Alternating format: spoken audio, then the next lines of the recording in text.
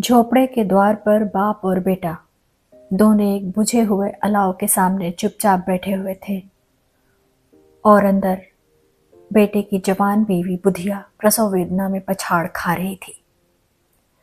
रह रहकर उसके मुंह से ऐसे दिल हिला देने वाली आवाज निकलती थी कि दोनों कलेजा थाम लेते थे।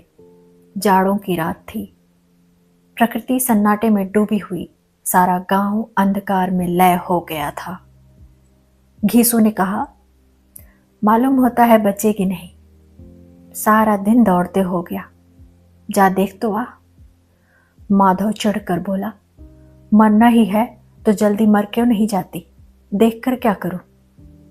तू बड़ा बेदर्द है बे। साल भर जिसके साथ सुख चैन से रहा उसी के साथ इतनी बेवफाई।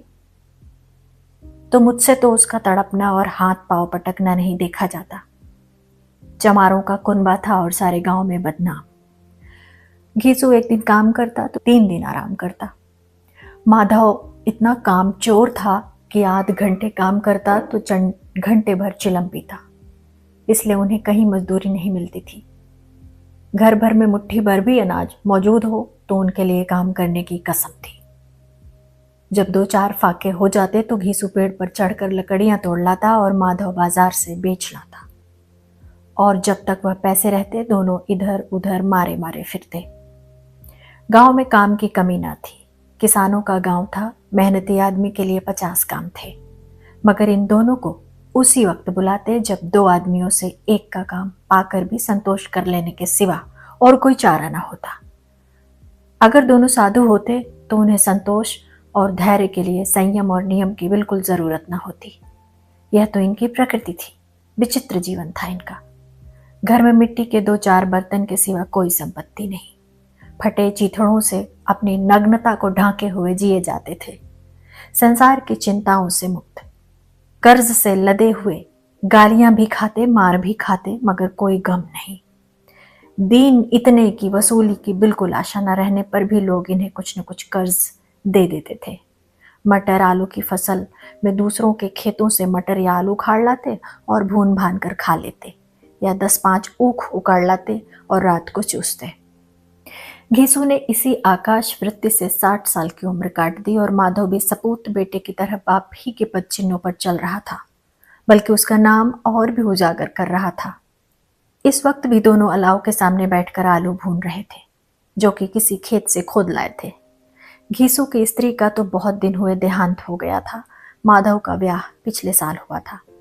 जब से यह औरत आई थी उसने इस खानदान में व्यवस्था की नींव डाली थी और इन दोनों बेगैरतों का दोजख भरती रहती थी। जब से वह आई यह दोनों और भी आलसी और आराम तलब हो गए थे, बल्कि कुछ अकड़ने भी लगे थे। कोई कार्य करने को बुलाता तो निर्व्याज भाव से दुगुनी मजदूरी मांगते। वही औरत आज प्रसव वेदना से मर रही थी और ये दोनों इसी इंतजार में थे कि वह मर जाए तो आराम से सोएं। घीसू ने आलू निकालकर छीलते हुए कहा, जाकर देख तो क्या दशा है उसकी। चुड़ैल का फिसाद होगा और क्या। यहाँ तो ओझा भी 1 रुपया मांगता है। माधव को भय था कि वह कोठरी में गया तो घीसू आलूओं का बड़ा भाग साफ कर देगा। बोला, मुझे वहां जाते डर लगता है। डर किस बात का है, मैं तो यहीं हूं। तो तुम ही जाकर देखो ना। मेरी औरत जब मरी थी तो मैं 3 दिन तक उसके पास से हिला तक नहीं था, और फिर मुझसे लजाएगी कि नहीं। जिसका कभी मुंह नहीं देखा आज उसका उघड़ा हुआ बदन देखूं, उसे तन की सुध भी तो ना होगी। मुझे देख लेगी तो खुलकर हाथ पांव भी ना पटक सकेगी। मैं सोचता हूं कोई बाल बच्चा हो गया तो क्या होगा। सोंठ गुड़ तेल कुछ भी तो नहीं है घर में। सब कुछ आ जाएगा, भगवान दे तो। जो लोग अभी 1 पैसा नहीं दे रहे हैं वे ही कल बुलाकर रुपए देंगे। मेरे 9 लड़के हुए, घर में कभी कुछ ना था, मगर भगवान ने किसी न किसी तरह बेड़ा पार ही लगाया। जिस समाज में रात दिन मेहनत करने वालों की हालत उनकी हालत से कुछ बहुत अच्छी न थी, और किसानों के मुकाबले में वे लोग जो किसानों की दुर्बलताओं का लाभ उठाना जानते थे कहीं ज्यादा संपन्न थे। वहां इस तरह की मनोवृत्ति का पैदा हो जाना कोई अचरज की बात न थी। हम तो कहेंगे घीसू किसानों से कहीं ज्यादा विचारवान था और किसानों के विचार शून्य समूह में शामिल होने के बदले बैठकबाजों की कुत्सित मंडली में जा मिला था। हाँ, उसमें यह शक्ति न थी कि बैठकबाजों के नियम और नीति का पालन करता। इसलिए जहां उसकी मंडली के और लोग गांव के सरगना और मुखिया बने हुए थे, उस पर सारा गांव उंगली उठाता था। फिर भी उसे यह तस्कीन तो थी ही कि अगर वह फटेहाल है तो उसे किसानों की सी जी तोड़ मेहनत तो नहीं करनी पड़ती, और उसकी सरलता और निरीहता से दूसरे लोग बेजा फायदा तो नहीं उठाते।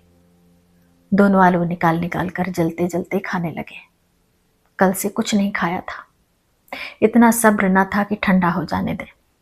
कई बार दोनों की जबानें जल गईं। छिल जाने पर आलू का बाहरी हिस्सा जबान, हलक और तालू को जला देता था, और उस अंगारे को मुंह में रखने से ज्यादा खैरियत इसी में थी कि वह अंदर पहुंच जाए। वहां उसे ठंडा करने के लिए काफी सामान थे, इसलिए दोनों जल्दी जल्दी निकल जाते। हालांकि इस कोशिश में उनकी आंखों से आंसू निकल आते। घीसू को उस वक्त ठाकुर की बारात याद आई जिसमें 20 साल पहले वह गया था। उस दावत में उसे जो तृप्ति मिली थी वह उसके जीवन में एक याद रखने लायक बात थी, और आज भी उसकी याद ताज़ा थी। बोला वह भोज नहीं भूलता।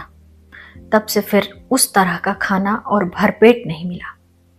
लड़की वालों ने सबको भरपेट पूरियां खिलाई थी, सबको, छोटे बड़े सब ने पूरियां खाई, और असली घी की चटनी, रायता, 3 तरह के सूखे साग, एक रसेदार तरकारी, दही, चटनी, मिठाई। अब क्या बताऊं कि उस भोज में क्या स्वाद मिला।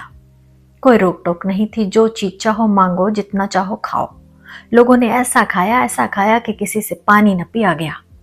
मगर परोसने वाले हैं कि पत्तल में गर्म गर्म गोल गोल सुवासित कचौरियां डाल देते हैं। मना करते हैं कि नहीं चाहिए, पत्तल पर हाथ रोके हुए हैं, मगर वह है कि दिए जाते हैं। और जब सबने मुंह धो लिया तो पान इलायची भी मिली, मगर मुझे पान लेने की कहाँ सुध थी। खड़ा हुआ न जाता था। झटपट जाकर अपने कंबल पर लेट गया। ऐसा दिल दरियाव था वह ठाकुर। माधव ने इन पदार्थों का मन ही मन मजा लेते हुए कहा, अब हमें कोई ऐसा भोज नहीं खिलाता। अब कोई क्या खिलाएगा, वह जमाना दूसरा था। अब तो सबको किफायत सूझती है। शादी ब्याह में मत खर्च करो, क्रियाकर्म में मत खर्च करो। पूछो गरीबों का माल बटोर बटोर कर कहाँ रखोगे। बटोरने में तो कमी नहीं है, हाँ खर्च में किफायत सूझती है। तुमने एक 20 पुरियां खाई होंगी, 20 से ज्यादा खाई थी। मैं 50 खा जाता, 50 से कम मैंने ना खाई होंगी। अच्छा पका था, तू तो मेरा आधा भी नहीं है। आलू खाकर दोनों ने पानी पिया और वहीं अलाव के सामने अपनी धोतियां ओढ़कर पांव पेट में डाले सो रहे, जैसे 2 बड़े बड़े अजगर कुंडलियां मारे पड़े हो। और बुधिया अभी तक कराह रही थी। सवेरे माधव ने कोठरी में जाकर देखा तो उसकी स्त्री ठंडी हो गई थी। उसके मुंह पर मक्खियां भिनक रही थीं, पथराई हुई आंखें ऊपर टंगी हुई थी, सारी देह धूल से लथपथ हो रही थी। उसके पेट में बच्चा मर गया था। माधव भागा हुआ घीसू के पास आया। फिर दोनों जोर जोर से हाय हाय करने और छाती पीटने लगे। पड़ोस वालों ने यह रोना धोना सुना और दौड़े हुए आए और पुरानी मर्यादा के अनुसार इन अभागों को समझाने लगे। मगर ज्यादा रोने पीटने का अवसर न था। कफन की और लकड़ी की फिक्र करनी थी। घर में तो पैसा इस तरह गायब था जैसे चील के घोंसले में मांस। बाप बेटे रोते हुए गांव के जमींदार के पास गए। वह इन दोनों की सूरत से नफरत करते थे। कई बार इन्हें अपने हाथों से पीट चुके थे, वादे पर काम पर ना आने के लिए। पूछा, क्या है बेघिसुआ, रोता क्यों है? अब तो तू कहीं दिखलाई भी नहीं देता, मालूम होता है इस गांव में रहना नहीं चाहता। घीसू ने जमीन पर सिर रखकर आंखों में आंसू भरे हुए कहा, सरकार बड़ी विपत्ति में हूं। माधव की घरवाली रात को गुजर गई। रात भर तड़पती रही सरकार। हम दोनों उसके सिरहाने बैठे रहे, दवा दारू जो कुछ हो सका सब कुछ किया, मुदा वह हमें दगा दे गई। अब कोई एक रोटी देने वाला भी न रहा मालिक। तबाह हो गए, घर उजड़ गया। आपका गुलाम हूं, अब आपके सिवा कौन उसकी मिट्टी पार लगाएगा। हमारे हाथ में तो जो कुछ था वह सब तो दवा दारू में उठ गया। सरकार की ही दया होगी तो उसकी मिट्टी उठेगी। आपके सिवा किसके द्वार पर जाऊं? जमींदार साहब दयालु थे, मगर घीसू पर दया करना काले कंबल पर रंग चढ़ाना था। जी में तो आया कह दे, चल दूर हो यहां से। यूं तो बुलाने से भी नहीं आता, आज जब गरज पड़ी तो आकर खुशामद कर रहा है, हरामखोर कहीं का बदमाश। लेकिन यह क्रोध या दंड देने का अवसर न था। जी में कुड़ते हुए 2 रुपए निकाल कर फेंक दिए, मगर सांत्वना का एक शब्द भी मुंह से न निकला। उसकी तरफ ताका तक नहीं, जैसे सिर का बोझ उतारा हो। जब जमींदार साहब ने 2 रुपए दिए परंतु गांव के बनिए महाजनों को इनकार का साहस कैसे होता। घीसू जमींदार के नाम का ढिंढोरा भी पीटना खूब जानता था। किसी ने 2 आने दिए, किसी ने 4 आने। 1 घंटे में घीसू के पास 5 रुपए की अच्छी रकम जमा हो गई।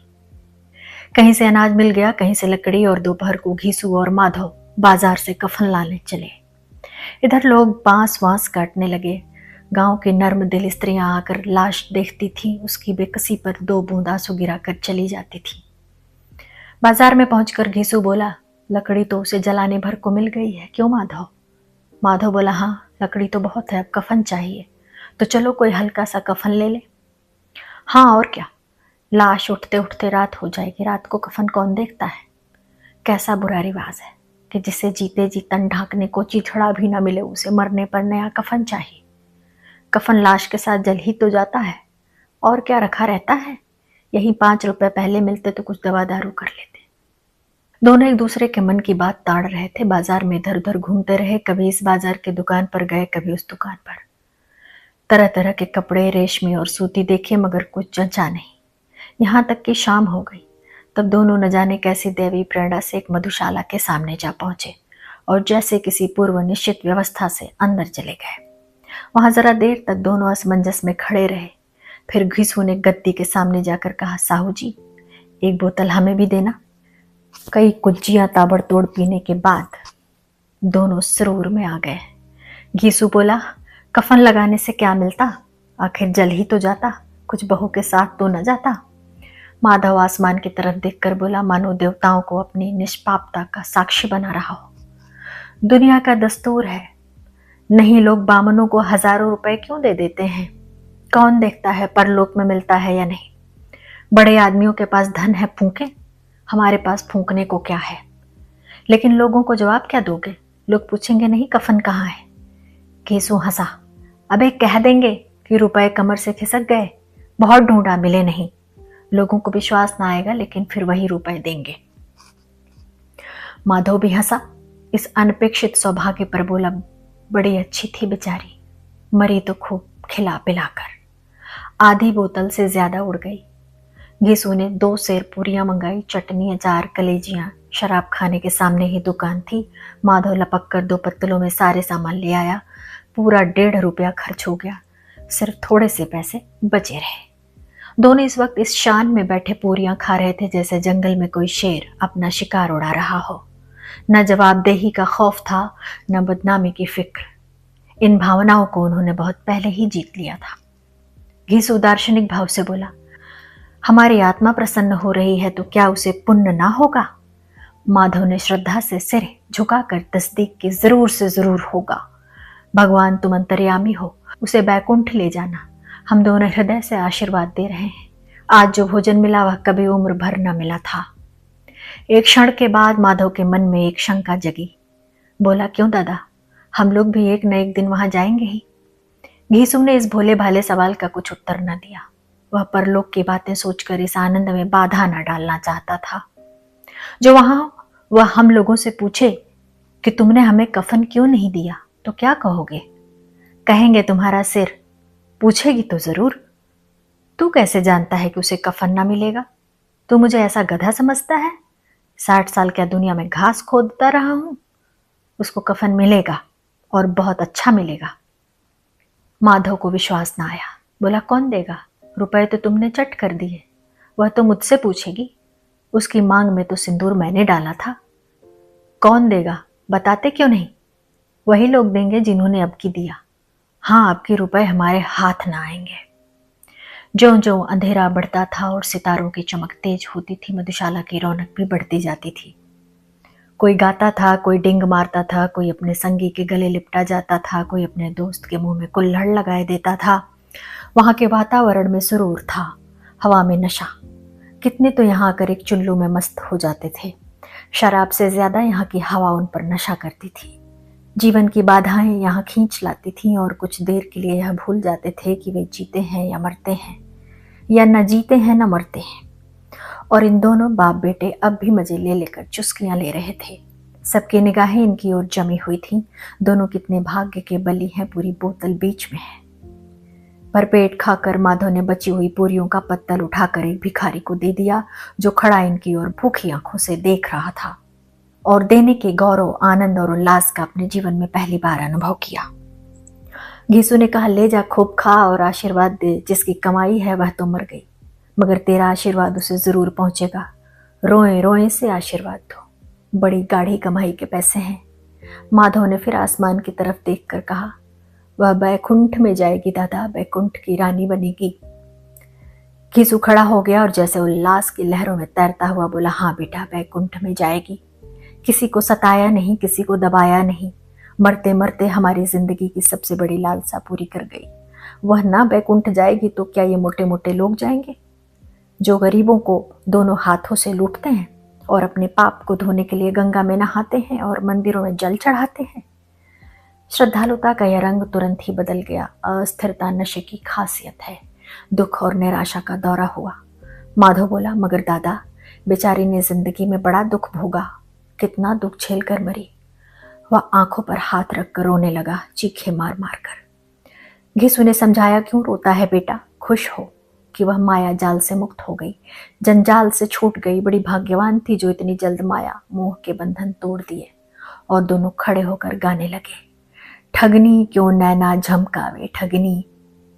पियक्कड़ों की आंखें इनकी ओर लगी हुई थीं और यह दोनों अपने दिल में मस्त गाए जाते थे। फिर दोनों नाचने लगे, उछले भी, कूदे भी, गिरे भी, मटके भी, भाव भी बनाए, अभिनय भी किए और आखिर नशे में मदमस्त होकर वहीं गिर पड़े।